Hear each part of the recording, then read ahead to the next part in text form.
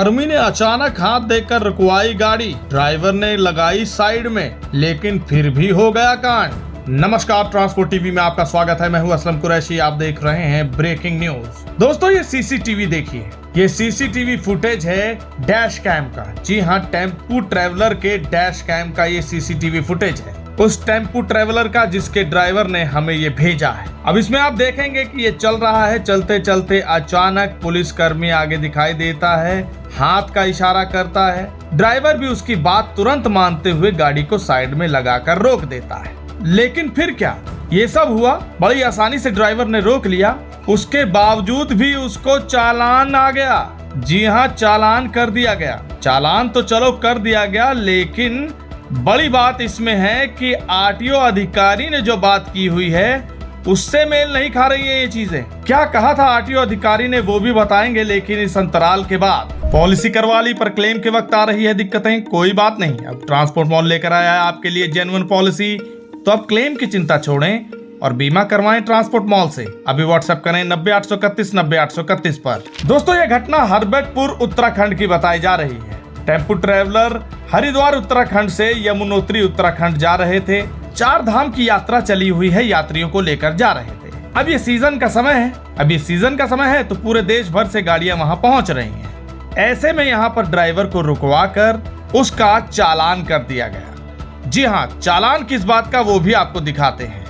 Transport department Uttarakhand की तरफ से ये चालान है, देख सकते हैं 30/4/2025। समय लिखा है 2:19:18। वाहन श्रेणी लिखी हुई है ओमनी बस LPV और 2000 का इनका चालान कर दिया गया है। और चालान किस चीज का किया है देखिए। Driver owner of the motor vehicle willfully disobeys any direction given by authority section 179(1) of MV Act 1988 fine 2000। अब आपने पूरी सीसीटीवी फुटेज देखी होगी, इसमें कहीं भी आपको लगा कि ड्राइवर ने कोई नियम तोड़ा है या उनकी बात नहीं मानी?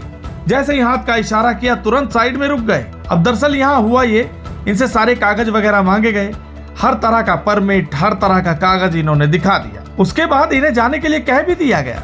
जैसे ये चलने वाले हुए, इन्हें ये मैसेज आ गया चालान का। अब इतने में इन्होंने क्या कानून तोड़ दिया, ये तो बात समझ में नहीं आई। लेकिन जो इन्होंने यहाँ पर धारा लगाई है और जो कारण लिखा है वो तो अजीब ही है। बेशक चालान किया जा सकता है, कोई नियम तोड़ा हो तो बेशक वो वहाँ पर पुलिस वाले खड़े हैं, कुछ देख ही रहे होंगे। लेकिन अब जरा हम आपको अहम बात बताते हैं। चलिए ठीक है, मान लिया कि यहाँ पर कागज वगैरह सब देखे गए और जो रिमार्क्स लिखे हैं चालान में उसके मुताबिक अगर सवाल उठे तो इस बात पे उठने चाहिए कि भाई अगर उसने ऐसा कुछ किया है, मिसबिहेव किया है या आपकी बात नहीं मानी, तो आपके पास ये पैसेंजर की लिस्ट कहां से आई? ये भी तो सवाल उठेगा ना। दरअसल अभी हाल ही में देहरादून आरटीओ ने एक बात की थी इसी तरह के टेम्पू ट्रेवलर और टैक्सी वालों के लिए जो बाहर से आ रहे हैं। उन्होंने कहा कि निश्चित तौर से स्थानीय लोगों को पहली प्राथमिकता दी जानी चाहिए और इसी दिशा में वो लगातार बाहर से आने वाली टैक्सी संचालकों से यात्रियों की लिस्ट दिखाने की भी मांग कर रहे हैं। इसके अलावा बाहर से आने वाली गाड़ियों से ज्यादा यात्रा के रजिस्ट्रेशन की लिस्ट मांगी जा रही है, उनसे यात्रियों की जानकारी ली जा रही है। अब इससे आप कुछ तो समझ ही गए होंगे, यानी कि आरटीओ साहब कह रहे हैं कि बाहर से आने वाली गाड़ियों को थोड़ा सा ध्यान देना है। मॉनिटरिंग चल रही है कि कौन से यात्री, किस तरह के यात्री आ रहे हैं। सिर्फ बाहर वाली गाड़ियों को आपने देखा होगा, लिखा है निश्चित तौर से स्थानीय लोगों को प्राथमिकता दी जानी चाहिए। यानी कि आपको इनका मकसद समझ में आ गया रुकवाने का।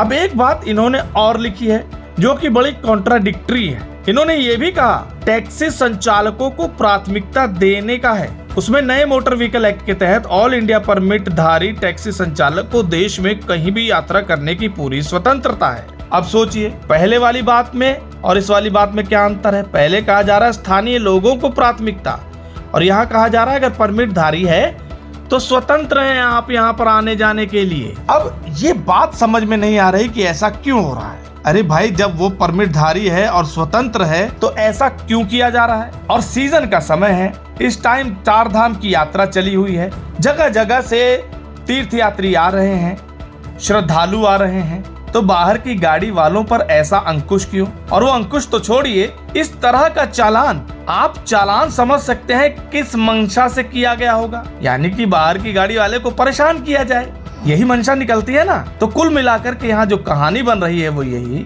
कि बाहर की गाड़ी वाले अगर आएंगे तो किसी न किसी रूप में उनसे पूछताछ होगी, मॉनिटरिंग होगी और स्थानीय लोगों को पहल दी जाएगी। इसका अर्थ तो यही निकलता है। बाकी आप क्या समझते हैं कमेंट सेक्शन में लिखकर जरूर बताइएगा। अगर आपने अभी तक हमारा यूट्यूब चैनल सब्सक्राइब नहीं किया है तो चैनल को सब्सक्राइब कर ले। फेसबुक और एक्स पर भी आप हमें फॉलो कर सकते हैं। ट्रांसपोर्ट टीवी देखने के लिए धन्यवाद।